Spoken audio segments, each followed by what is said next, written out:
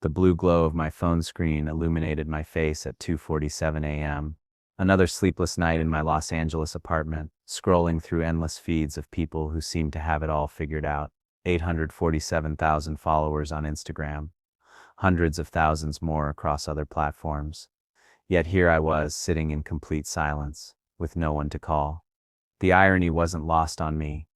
I played Jesus Christ, the man who connected humanity to the divine, yet I felt more disconnected than ever.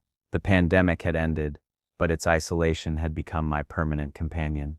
The roles were fewer, the callbacks had dried up, even The Chosen felt like a lifetime ago, though fans still recognized me on the rare occasions I ventured outside. I set the phone down and stared at the walls of my apartment.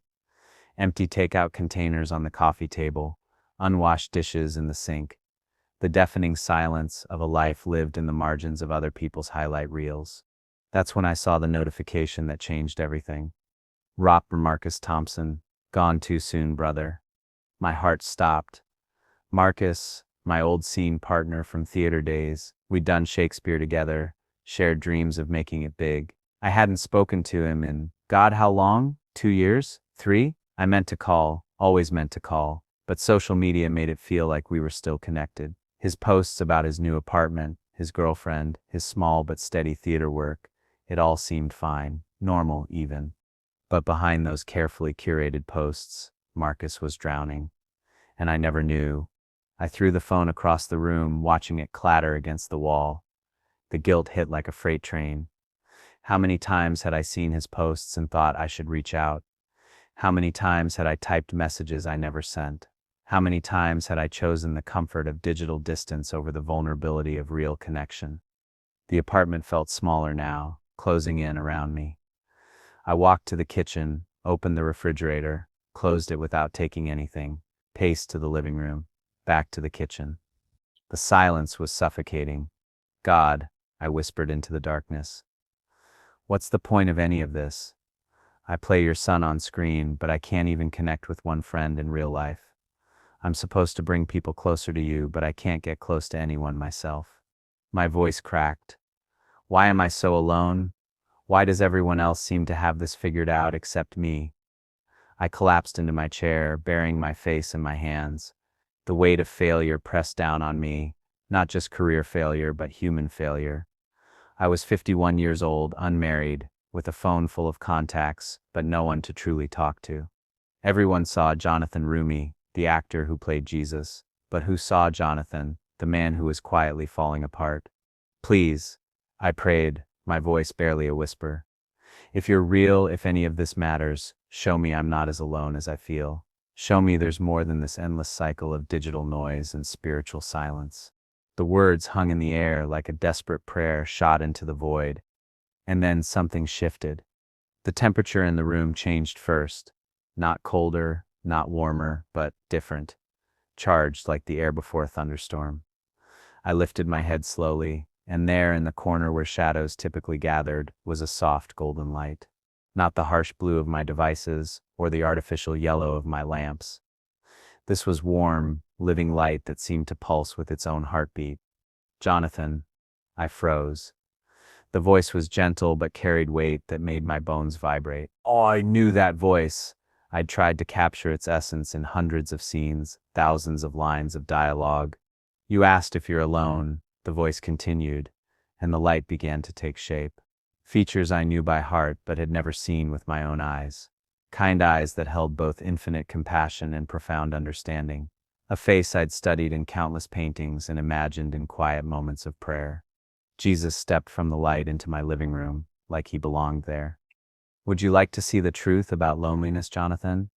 Would you like to see what's actually been surrounding you all along? I couldn't speak, couldn't breathe. This wasn't possible. This wasn't how the real world worked. But as he moved closer, radiating peace that made my anxiety dissolve like morning mist, one truth became undeniable. The real world had just become infinitely larger than I'd ever imagined. There are 9 truths I want to show you, he said, extending his hand toward me. 9 truths about connection that will shatter everything you think you know about being alone. But first, you need to see what's been invisible to your human eyes. I stared at his outstretched hand, trembling. Everything I thought I knew about reality was about to change. I took his hand, and instantly the world exploded into light. But not the harsh, overwhelming brightness I expected. This was like seeing color for the first time after a lifetime of black and white. My apartment was still there, but now it was alive with threads of golden light connecting everything: the walls, the furniture, even the empty takeout containers. And extending beyond the walls, these threads stretched into infinity. What am I seeing? I whispered. The first truth, Jesus said, his voice carrying the warmth of a campfire. Every soul is connected by invisible threads of divine love. What you call loneliness is simply forgetting how to see these connections. As he spoke, the golden threads began to pulse, like a cosmic heartbeat. I watched in awe as one thread stretched from my chest, through the wall across the city. That connects to your neighbor, Mrs. Chen, Jesus explained. She's been praying for you every night since she heard you crying through the walls last month. My heart clenched. I'd been so careful to hide my pain. She heard me. Every tear you've shed has traveled along these threads. Every moment of your suffering has been shared by souls who love you without even knowing your name. He gestured to another thread, this one shimmering silver. This one connects to a fan in Ohio who lights a candle and prays for the man who plays Jesus's every single evening. I staggered backward, overwhelmed, but I don't even know her name. The second truth, Jonathan. Love doesn't require personal knowledge. Your portrayal of me has created connections with millions of souls you'll never meet, but who carry pieces of your heart nonetheless. Suddenly, the room filled with voices, whispers at first, then growing stronger, thousands of them, maybe millions. Thank you for showing me Jesus' humanity. Your performance helped me through my daughter's death. I found faith again because of how you portrayed love.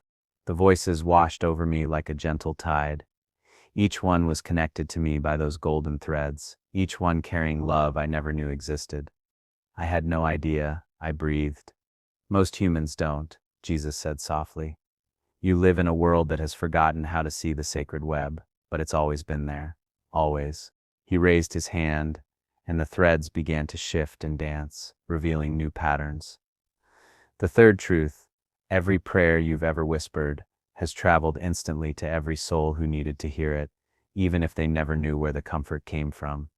I watched in amazement as threads of light carried my words, prayers I'd said, in desperation, in gratitude, in doubt, across the world. Some landed gently on the shoulders of strangers in hospital beds. Others wrapped around the hearts of people contemplating suicide, filling them with inexplicable hope. Still others nestled into the souls of children, afraid of the dark. That prayer you said last Tuesday when you were stuck in traffic and frustrated about your career, Jesus pointed to a particularly bright thread. It became peace for a single mother in Detroit who was about to give up on her dreams. How is that possible? Because love is the fundamental force of creation, Jonathan. It doesn't obey the laws of physics, it transcends them. Your pain, your joy, your prayers, they're all energy that gets redistributed through this divine network. He moved closer, and I could feel warmth radiating from him like sunlight. The fourth truth will shake you even more. Every time you felt abandoned, you were actually being held by countless souls whose names you don't know but whose love you've always carried. The scene around me shifted. I was suddenly watching myself at various moments throughout my life, crying alone in my car, after a failed audition, sitting in my apartment with only $20 to my name, lying in bed during the darkest nights of the pandemic. But now I could see what I'd missed before. In each memory, I was surrounded by points of light. Strangers on the street, whose hearts had suddenly filled with the urge to pray for someone they didn't know.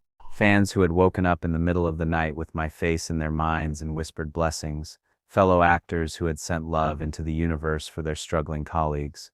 You were never alone, not for a single second, Jesus said as the visions faded. You just couldn't see your guardian angels because they looked like ordinary people going about their ordinary days. Tears began streaming down my face. The magnitude of it was overwhelming, this vast network of love I'd been blind to my entire life. But why can't we see it normally? I asked. Why do we feel so isolated? Jesus smiled sadly. Because humanity has been taught to look for connection in all the wrong places. You search for it in how many people like your posts, how many followers you have, how many calls you receive. But real connection exists in dimensions your eyes can't see and your technology can't measure. The golden thread suddenly intensified, and I gasped as the fifth truth hit me like lightning. No prayer, no tear, no moment of joy ever disappears into nothingness. They all travel through the universal network and reach exactly the souls who need them most. I watched in wonder as every emotion I'd ever felt transformed into light and traveled along the threads. My grief over Marcus's death became comfort for his parents.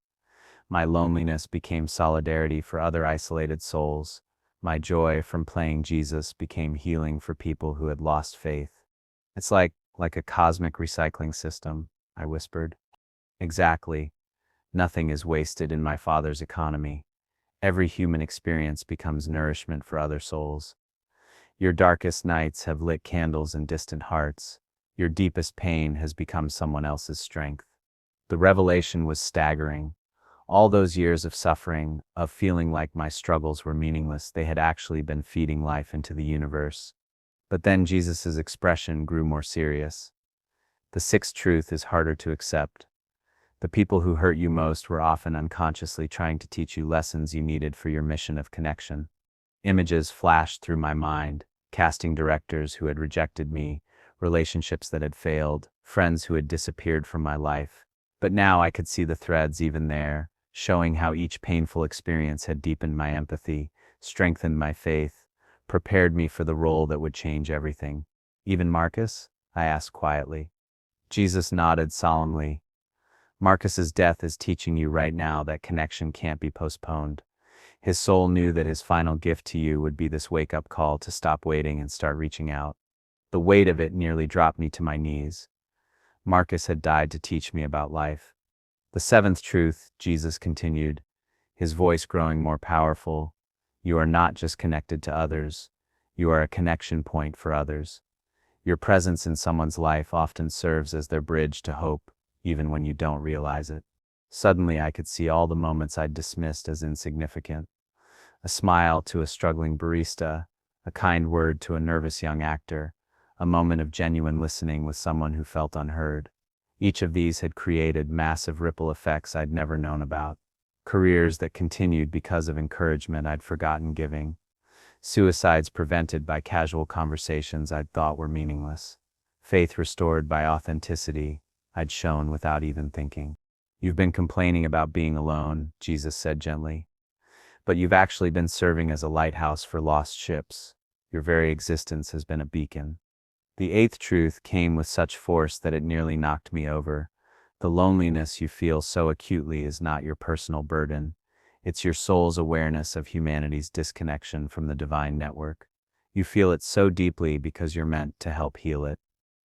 I'm feeling everyone's loneliness, I gasped.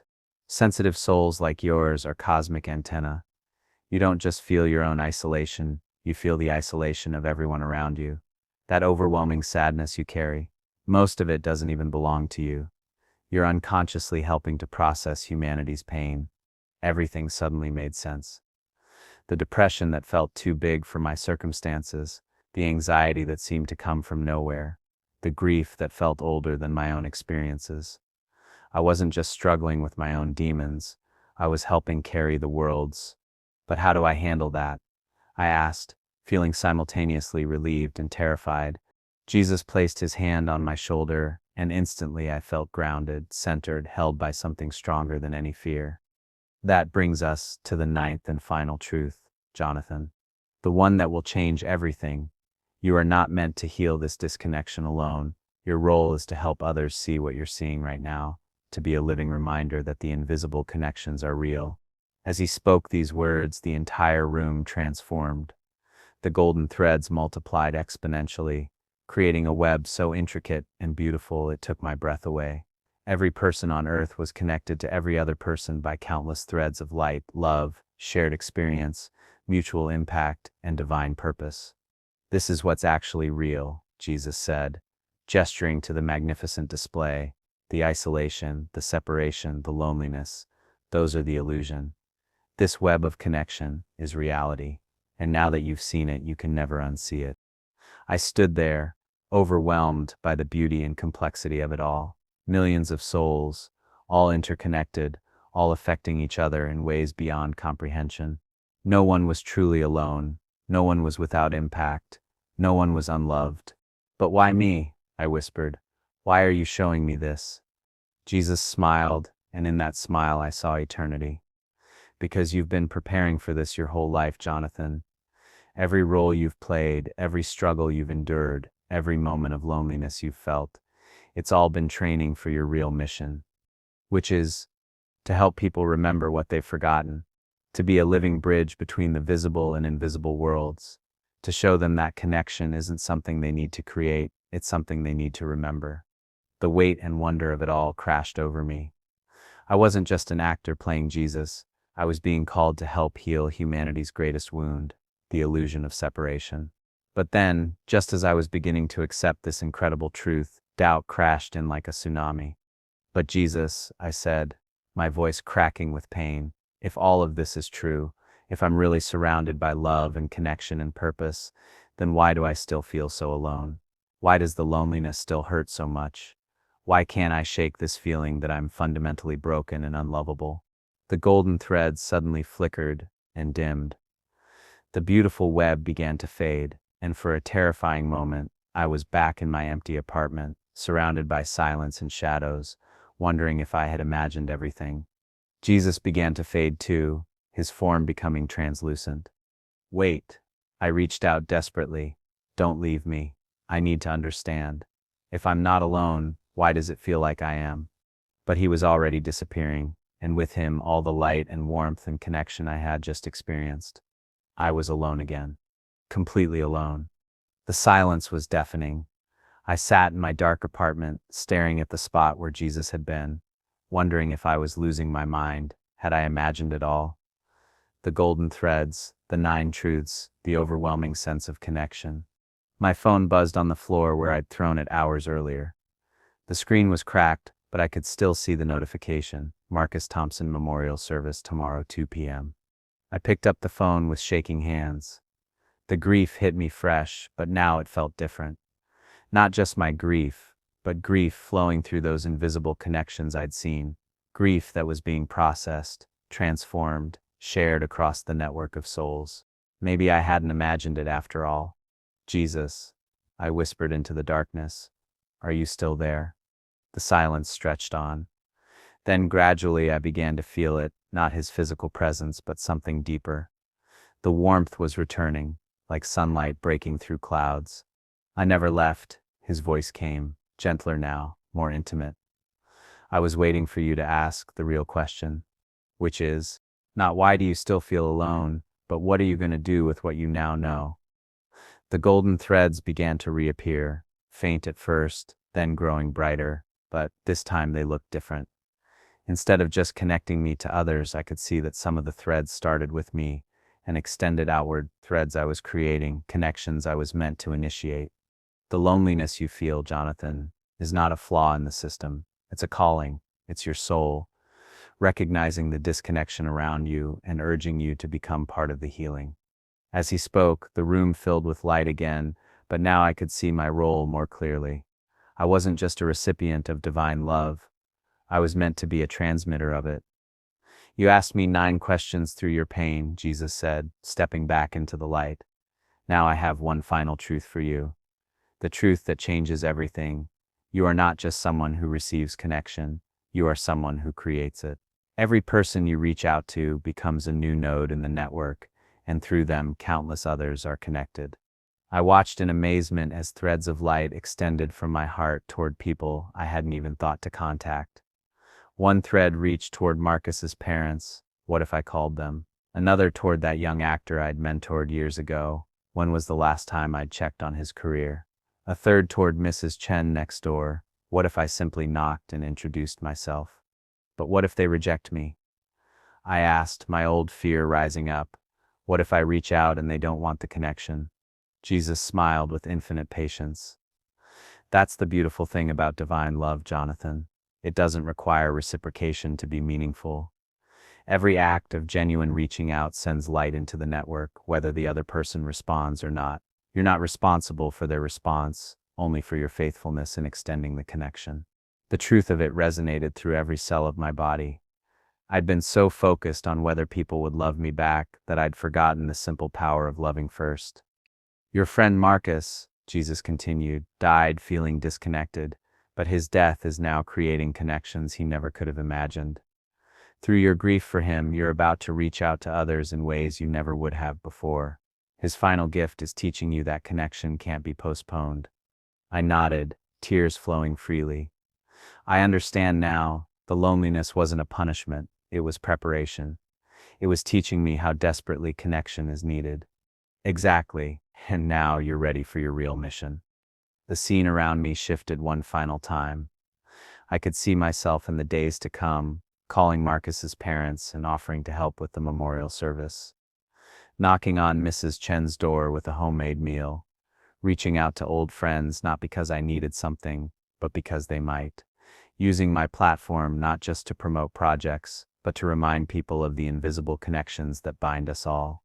This is how the world changes, Jesus said, his voice growing distant but more powerful. Not through grand gestures, but through individual souls who remember the truth about connection and live it out one relationship at a time. The golden threads were now flowing from me, like rivers of light, reaching people I hadn't even met yet. Fans who would receive encouragement instead of just entertainment, strangers who would experience unexpected kindness, fellow actors who would find mentorship instead of competition. Will I see you again? I asked as his form began to fade. Every time you choose connection over isolation, you'll see me. Every time you reach out instead of withdraw, you'll feel me.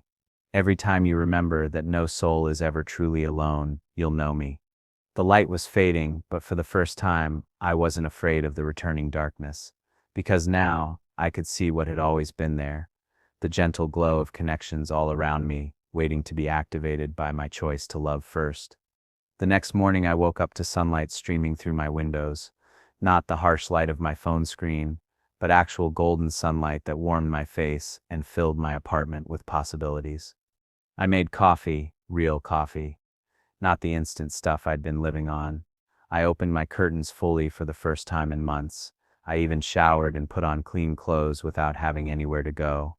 Then I picked up my phone and did something I hadn't done in years. I made the first call. Mrs. Chen, this is Jonathan from next door. I was wondering, would you like to have coffee sometime? I feel like I should have introduced myself properly months ago. The joy in her voice when she said yes brought tears to my eyes. One connection, one thread of light activated. Next, I called Marcus's parents. Their grief was palpable, but so was their gratitude when I offered to speak at his memorial service. Another thread activated. Then my old mentor from theater class. Then a struggling actor I'd met at an audition. Then a fan who'd written me a particularly heartfelt letter. By evening, my apartment felt completely different. Not because anything physical had changed, but because I was no longer living as an island. I was living as a connecting point, a place where love flowed in and out freely. As I prepared for bed that night, I realized something profound. The loneliness was gone. Not because my circumstances had dramatically changed, but because I had remembered who I really was. Not someone waiting to be connected to, but someone designed to create connections. I knelt by my bed and whispered a prayer of gratitude, and in that moment, I could swear I saw the golden threads one more time, flowing from my heart out into the world, carrying love to souls I might never meet, but would always be connected to. The greatest truth of all, I was never alone. None of us are. We're all part of an invisible web of connections so vast and beautiful that loneliness itself is just forgetting how to see it. And now I could see it everywhere. Marcus's memorial service is tomorrow. I'm going to speak about connection, about how every soul we touch creates ripples that reach eternity, about how his life, even in its tragic ending, is still creating threads of light that bind hearts together, because that's what we're here for, not to be connected to, but to connect others. And once you see that truth, you can never unsee it.